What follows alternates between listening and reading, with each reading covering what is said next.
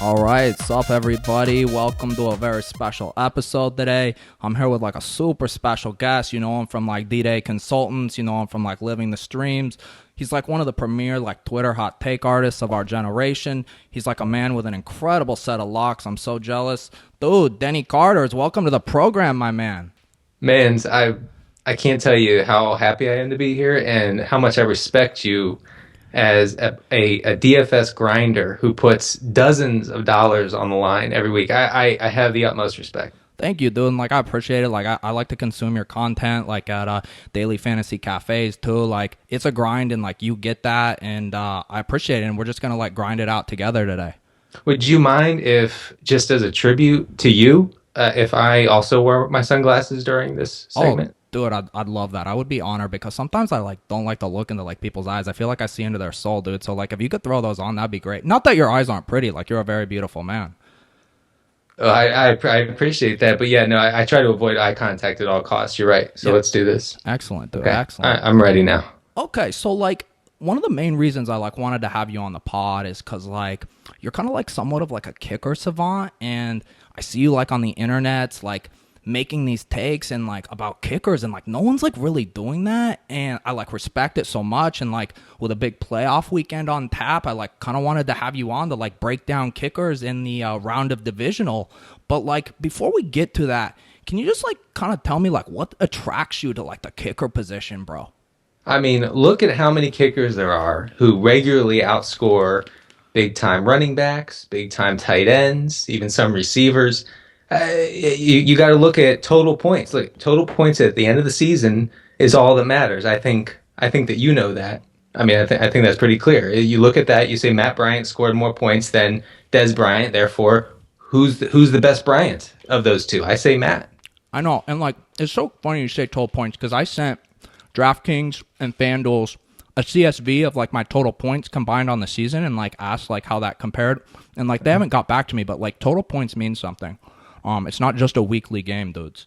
Right. I like your snack there, by the way. Oh yeah, That's a good snack. yeah. Oh, I meant to apologize, dude. Like I haven't eaten, and I might be like eating a few things and like drinking throughout the course of this interview. Is that all right with you, bro? No, it's fine. I have some, IPAs I could share with you if you ever want to meet up. Oh yeah. Oh, you're talking about one of these, Oh man, yes, dude? Let's crack exactly. one open, dude. Let me Uh, get one open here. hey, why not? Right? Why not? And you want to know how I know it's like an IPA? It's just because it kind of says it like right on the label. Otherwise, it's like kind of tough to know, you know? But how can you know? I've always asked people that there's no way to actually confirm that it's an IPA. No, it's disgusting. All right, dude. Let's get on with it. Like the people need their like hashtag contents, dude, and I think we can give it to them. Yeah. But like one question I wanted to ask, kind of like big picture, is like the NFL, dude. Like first they moved the extra points back on these field goals, just these like hardworking white guys, and then like DraftKings like eliminates them entirely, dude. Like there's some like whatever, but like is the NFL like waging a war on kickers, dude? Like I don't get it. Yeah, but all I know is that there is a movement out there, that whose only goal is to eliminate kickers from the game. And when you mentioned it, look, who are kickers? Kickers are, like you said, hardworking white men, and it has never been harder to be a hardworking white man than it is right now. Oh yeah, and dude, just like you just saying that just like reminded me something. Like you have that other podcast, Living the Streams, and like are you guys gonna have like Donnie T's on now that like he's kind of revealed himself to kind of be like down to live the stream too, if you know what I mean, bro? Wait, Donnie, what? Who? Donnie T, dude. Donnie Trump's our president-elect, dude. Sorry. Dude, I heard he likes to like live the stream, dude. Like, haven't you heard? Yeah, well, actually, the president-elect's lawyers have been in touch to, steal or take Living the Stream from us. We're no longer allowed to use it after the revelations from yesterday. Yeah, just be careful, bro. He's probably gonna like ask JJ to pee on him or something, bro. Right, look at like you said, late round JJ is a class act. He'll do it if it's required. He will make that sacrifice for his country. I mean, and like on this same topic of detail, like, does that make FanDuel like the most woke DFS site? Like, they've kept the kicker position like intact, bro. And I appreciate that. I mean, there has to be some, some light in the darkness here. The darkness of the anti-kicker movement has swept over the entire fantasy football landscape. At least we have something with FanDuel. Definitely, definitely. Well, I'm sorry, like, people, I know you guys, like, need your, like, who do I play on FanDuels this week? And we're going to get to that right now. So, like, Denny, like, how are you attacking this slate? Like, I was looking at it, and it's, like, super interesting, like, a really interesting slate. And, like, there's lots of guys to, like, pay up for, and there's, like, guys to go down on. Like, how are you attacking this slate? Yeah, well, I don't know, the guys go down on, I'm not sure, but look at Mason Crosby for me is, you log in, you get Mason Crosby as your kicker, and then you log out. And it doesn't really matter who you have around him. I mean, he's going to go ham against Dallas. Hey, look at that. You're drinking my favorite seltzer water. Oh, yeah, dude. That's, like, just, like, a total coincidence. I, like, love these, dude. My LTS mug, dude. I have it with me every day, dude. Wow, you're right. You're on brand, I have to say, man. But have you ever tried mixing, like, just, like, a little IPA with, like, the seltzer, dude? It's, like, a very, like, nice finish. Is it nice, or is it the worst thing ever? No, it's pretty good. It kind of, like, takes the bite off of the IPA and just, like, goes down super smooth. Actually, anything mixed with an IPA would make an IPA better, I bet. Yeah. Exactly, dude. Addition by subtraction, but, like, also addition, too. So, like, you mentioned Mason Crosby, and, like, I'm super on that play with you. Like, is he not, like, the most attractive kicker in the NFL? Like, just between two dudes. Like, he's a pretty looking good dude. He also has, because he's kind of old now, he has that silver fox look about him. I mean, I think he's definitely a really good looking 52-year-old man. Yeah, and, like, it's funny you say that because, like, I know a lot of people are going to, like, want to play Matt Bryant, dude, but, like, he's, like, 41 years old, bro. And, like, he has no hair. And, like, does that make me, like, a euthanagist if I, like, don't want to play him? Because, like, I don't want to touch him this week. Yeah, and you also have to look at the physical makeup of a kicker, like you said. I mean, Matt Bryant looks like he hasn't done a push up since the second Reagan administration. So you have to be careful about that. Yeah, one of the other things that's, like, super interesting to me on this slate, it's kind of like the battles of the Stevens, bro, if you really thought about it, because it's like you have Steven with the PH Gostkowski versus, like, Steven with a V Hauschka, like 4,900, 4,800. Like, who do you got in the battle of the Stevies, bro? Well, I think no team. Let's see. The Patriots play the Texans, bro. Texans. I forgot that they're a team in the NFL. So Houston has allowed almost the fewest kicks by opposing kickers per game this season. So I'm not, super high on Gostkowski. I would go with the V, Steven, over the PH. I like that take. To kind of, like, wrap up on these plays, are there any, like, off the board plays? Because, like, I feel like all of our recommendations. Sorry, dude. Like, this IPA seltzer's, like, coming right up. Oh my goodness. Do you have, like, any plays that are a little more, like, off the board, like a little contrarian, dude? Because I feel like you're gonna get these guys at, like, 50% ownership. I'm looking at kind of like a sub 1% ownership play, bro. I have to say, I saw your segment with Adam Levitan, and I think that it's really nice of you to show him, the best ways to play this game. He definitely needs a lesson there. And talking about backup quarterbacks, playing a backup quarterback, I think that's a sneaky play. You plug in maybe Brissett and see if Brady goes down. Hey, you never know. That's what I would say. Well, I like that thought a lot because it is, like, a super way to get a guy like low owned. But, like, dude, I'm looking at these FanDuel options and there's no backups for kickers. Like, I'm looking for, like, an emergency, like, punter, like, kind of situation, and FanDuel doesn't have that. So, like, why aren't they doing, like, why not just list it as, like, team kicker, bro? We need backup kickers in this game because, I mean, we've seen it 100 times. Guy kicks off. Opening kickoff of the game, blows out his ACL, and what do you have from there? You have the punter coming in for kickoff. So I agree. We need that in the game. I'm sorry. I actually, like, legit just spilled seltzer, like, on me, dude. 1 second. Though.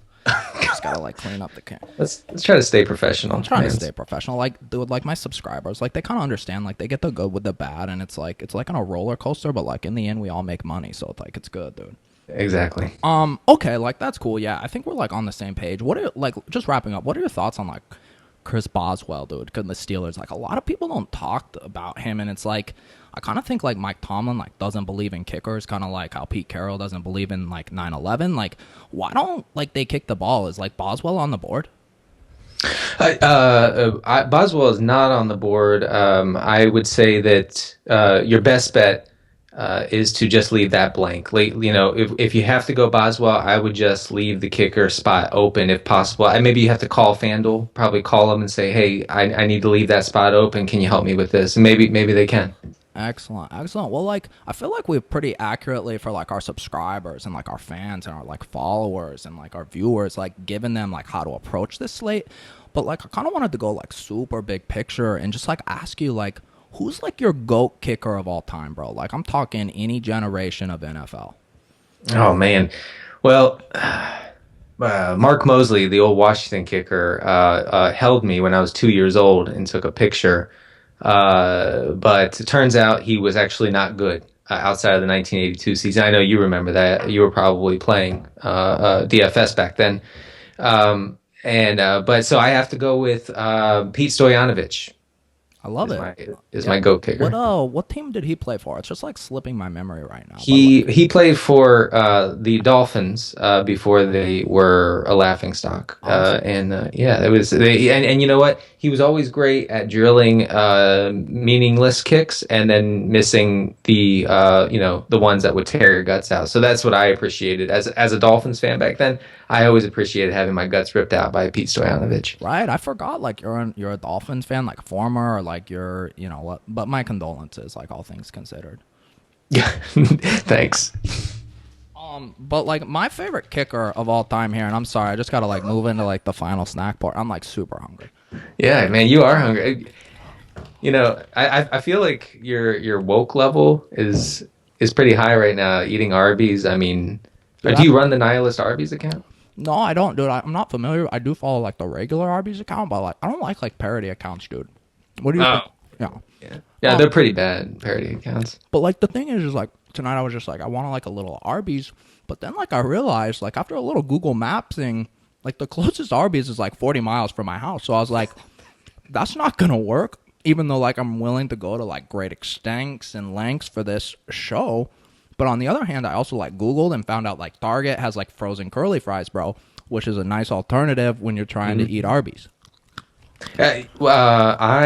Sometimes when I find myself in an Arby's dumpster at 4 o'clock in the morning on a Saturday, I find plenty of those leftover curly fries. If you want me to save them for you, I could save them. Yeah, but I'm telling you, it's super easy. You just get frying pan, you throw them on there, and then like when you're done, because like you also want to be able to see it in the package, you just put them like back into the frozen mat. It's delicious, dude. It looks delicious. Excellent, dude. So one of the last things I kind of wanted to talk to you about is like you have this like new project going on, and it's like super inspiring to me, and it's called the Rise and Grind Calendar. And I just wanted you to talk a little bit about it because like it really speaks to me, and I want my followers to get in and purchase this calendar like as I have. Tell them a little bit about this project, bro. Yeah, well, if you regularly suffer from various existential crises, I think that I have the thing for you, which is a calendar with ways. Each month has a new way to rise and grind, and I think that people who are constantly fearing for their lives and wondering what the meaning of it all is might enjoy this product for the low price. Well, actually, I don't have a price yet. You'll have to email me risegrindtweets@gmail.com if you would like a copy. And Mans, I can send you a complimentary calendar that you could show off to your millions of YouTube followers. No, dude, like I want to pay full price because I like to support like local artists. I support like local businesses like the Arbys, Bags, and Target, and like it's just like a way to stimulate the economies, and like you're a part of that, dude. So, hey, like I know you're like a super busy dude and you're like rising and grinding, but like I feel like we're kind of simpatico. So like I'm so glad you're able to come on the show, bro. Hey, I'm thrilled, like I said, to be associated with someone, of your caliber, and I hope the sunglasses are not too much, but I think I might start wearing them all the time. I really respect, I respect your game in that way. And dude, like maybe as like kind of like a parting shot, and like maybe we can say this in like unison together. if for some reason like Mason Crosby doesn't have like 26 FanDuel points, maybe like on the count of 3 we can tell people like not to add us. Not to add us. Okay. Okay, ready. All right. 1, 2, 3. Don't add us, us, bro. Bro. All right, for this week's games, here's the bet. I will consume, or try to consume, an Arbys beef and cheddar sandwich if Mason Crosby does not score 10 fantasy points on FanDuel this week. So, God be with me.